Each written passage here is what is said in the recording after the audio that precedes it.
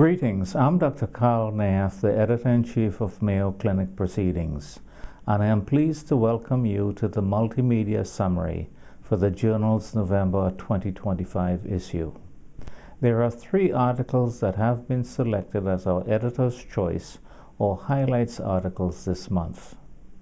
The editor's choice this month is an original article entitled Estimating the Burden of Undiagnosed Heart Failure with Preserved Ejection Fraction and Sleep Abnormalities in the Community. It is authored by Dr. Yogesh Reddy and colleagues from Mayo Clinic in Rochester, Minnesota.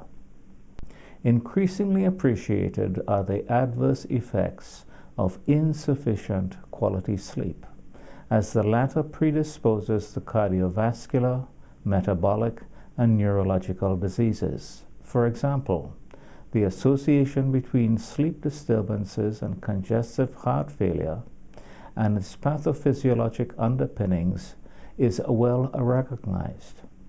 Heart failure with preserved ejection fraction, hereafter referred to as HFpEF, is the most common cause of heart failure. But when it presents in the community, it is often challenging to diagnose. The reasons for this include insufficient awareness of HFpEF, the relatively mild and nondescript symptoms of HFpEF in its early stages, the tendency to consider, incorrectly, conditions other than HFpEF as the underlying diagnosis, the slowly progressive nature of HFpEF, and the difficulty in establishing the diagnosis, especially by non-invasive methods.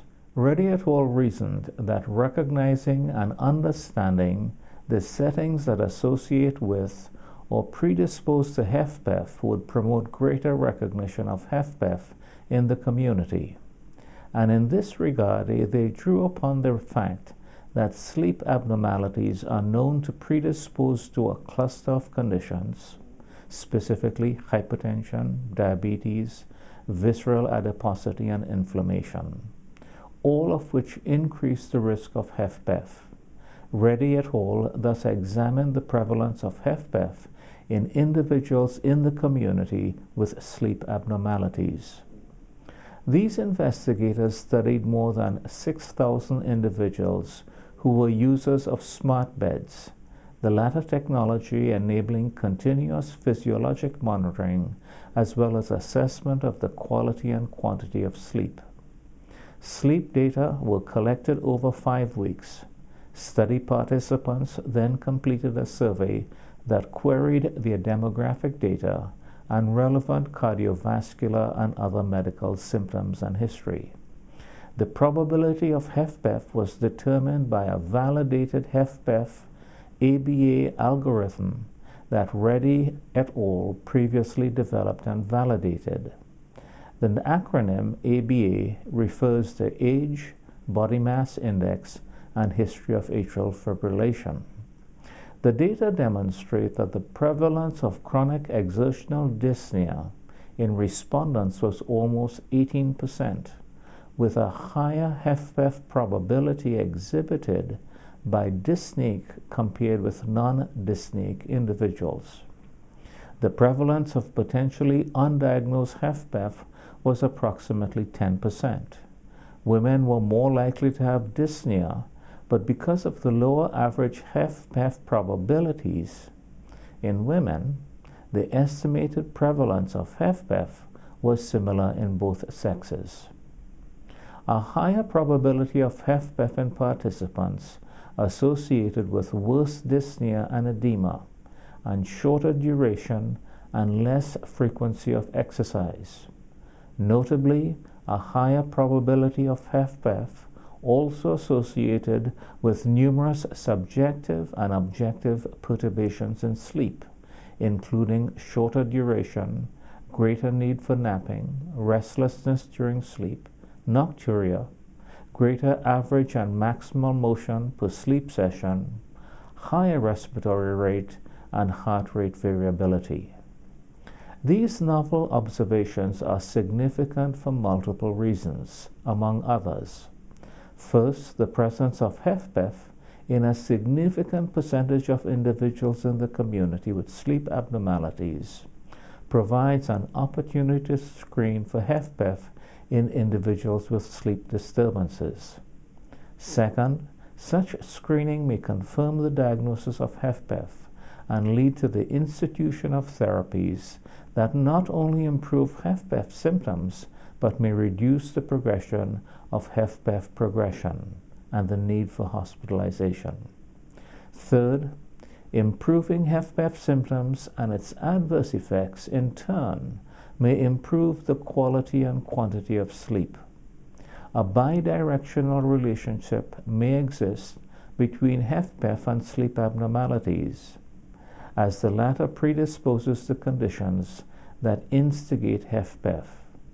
Therapies that target HFpEF may thus slow, if not interrupt, the vicious cycle between sleep abnormalities and HFpEF.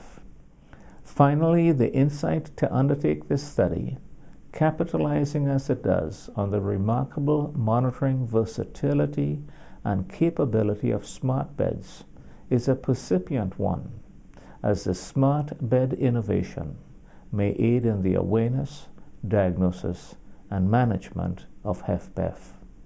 Our first highlight article is an original article entitled Right Ventricular Function and its Association with Outcomes in Advanced Heart Failure. It is authored by Dr. Kyle Steiger and colleagues from Mayo Clinic in Rochester, Minnesota. Considerations regarding the role of right ventricular dysfunction in outcomes from heart disease are not uncommonly overshadowed by those assigning primacy to dysfunction involving the bigger, more robust, higher pressure left ventricle. However, for many cardiac diseases, dysfunction of the right ventricle significantly affects outcomes. In the retrospective cohort study utilizing the Rochester Epidemiology Project, Steiger et al. Evaluated the significance of right ventricular dysfunction in advanced stage D heart failure. The Rochester Epidemiology Project is a medical records linkage system that encompasses care provided by hospitals and providers in Olmsted County and in Mayo Clinic Health System in southeastern Minnesota and southwestern Wisconsin. Adult residents with advanced heart failure were identified between 2007 and 2017, and outcomes were evaluated in more than 900 subjects through June 30th, 2023. The data demonstrate that right ventricular function was normal in 29%, mildly reduced in 38%, and severe in 33% of patients with advanced heart failure. Right ventricular dysfunction was thus present in 71% of these patients. Preserved right ventricular ejection fraction was present in approximately 60%, 41%, and 31% of patients with normal ventricular function, mild right ventricular dysfunction, and moderate to severe right ventricular dysfunction, respectively. Patients with greater right ventricular dysfunction tended to be younger and male, had fewer comorbidities, but exhibited a greater prevalence of heart failure with reduced ejection fraction and tricuspid regurgitation, and a higher right ventricular systolic pressure. Moderate to severe right ventricular dysfunction compared with normal right ventricular function was associated with increased all-cause and cardiovascular mortality, but not with rate of hospitalizations. The overall 5-year survival rate observed by Steiger et al. In patients with advanced heart failure was quite low, at some 10%, and this, the authors suggest, may have overridden whatever contribution right ventricular dysfunction may have had in warranting heart failure-dependent hospitalizations.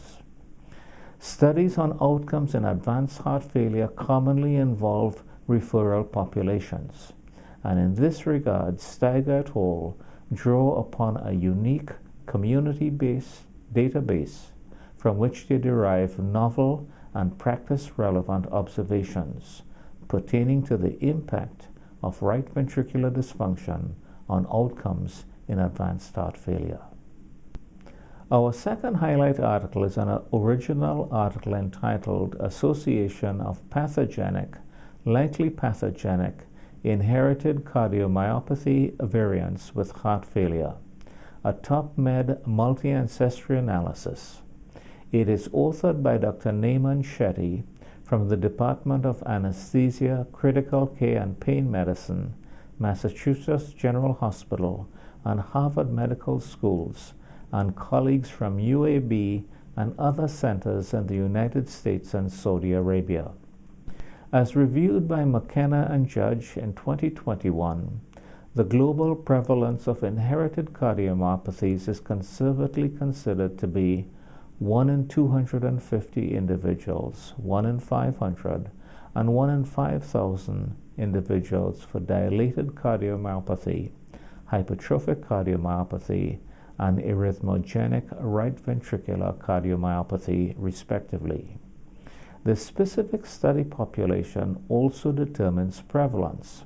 For example, patients seeking care at Mayo Clinic exhibit a prevalence of 1.1% for likely pathogenic cardiomyopathy-associated genetic variants. As such studies commonly involve individuals of European ancestry, it is possible, as pointed out by Shetty et al., that these variants may be more prevalent in individuals of non-European ancestry, and this may underlie, in part, the increased prevalence of heart failure in individuals of non-European ancestry. Using the multi-ancestry transomic precision medicine cohorts, Shetty et al. Determined likely pathogenic cardiomyopathy variants status and their clinical significance using heart failure as the primary outcome. Inherited cardiomyopathy in this study encompassed dilated and hypertrophic cardiomyopathy and arrhythmogenic right ventricular cardiomyopathy. In their analysis of some 40,000 individuals, 71% were female participants and 37% of participants were of non-European ancestry. Likely pathogenic cardiomyopathy variants carriers were identified in 0.7% of individuals, with no difference in prevalence between individuals of European and African ancestry. The incidence rate of heart failure was significantly increased in variant carriers, with an adjusted hazard ratio of 1.68. As pointed out by Shetty et al., these findings underlie the strategy of genetic testing directed to individuals with heart failure, especially for whom there is no other apparent cause, along with cascade screening. And they also point to the need for research evaluating the role of preemptive strategies in delaying disease in asymptomatic carriers of such genetic variants. In conclusion, the epidemiology of heart failure in the United States, as recently summarized by Lala et al., conveys staggering statistics. Heart failure is the predominant basis for all hospitalizations. More than 6 million individuals currently have heart failure.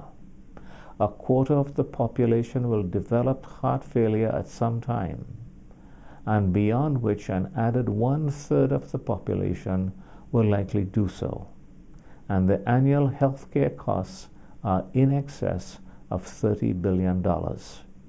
This editorial highlights this disease by featuring articles that show the association of HFpEF with sleep disturbances, the significance of right ventricular dysfunction with outcomes in advanced heart failure, and the occurrence of heart failure in inherited cardiomyopathies. While genetics cannot be changed, certain relevant lifestyle metrics are under our control. and thus attention to the American Heart Association Life's Essential 8: diet, physical activity, no tobacco, sleep, body mass index, lipids, blood glucose, blood pressure may mitigate the risk of this major disease. You can access these highlights and editor's choice articles free of charge during the entire month of November. We invite you to visit our Mayo Clinic Proceedings website at www.mayoclinicproceedings.org, where you'll find our online-only features and many news stories posted in News from the Editor carousel on our website homepage based on articles published in Mayo Clinic Proceedings. You will see other free content as well as articles published online in press. You will also find access to our social media by clicking the links to follow us on YouTube, Facebook, and X under the media icons in the center of the homepage. On our YouTube channel, you'll find full-length author interviews called Insights and our MCP 60 seconds video article synopses. Please check out our latest Pioneers and Legends feature of an interview with Dr. Veronique Roger, hosted by the Associate Editor, Dr. R. Scott Wright. Our homepage includes a collection of articles that honor the past and look to the future in anticipation of our upcoming 2026 Centennial Celebration, and our Mayo Clinic Proceedings issue summary and Author Insights podcast recordings, which are also available through iTunes. As always, we greatly thank you for your interest in and your support of Mayo Clinic Proceedings. We hope that you found this presentation from the content of our website valuable. Our journal's mission is to promote the best interests of patients by advancing the knowledge and professionalism of the physician community. If you are interested in more information about us, our homepage is www.mayoclinicproceedings.org. There you'll find access to information for our social media content, such as additional videos on our YouTube channel, www.youtube.com Mayo Proceedings, or journal updates on Facebook, www.facebook.com Mayo Clinic Proceedings. You can also follow us on X, formerly known as Twitter, available at Mayo Proceedings. More information about healthcare at Mayo Clinic is available at www.mayoclinic.org. This content is copyrighted by Mayo Foundation for Medical Education and Research, published by Elsevier Incorporated. All rights are reserved, including those for text and data mining, AI training, and similar technologies.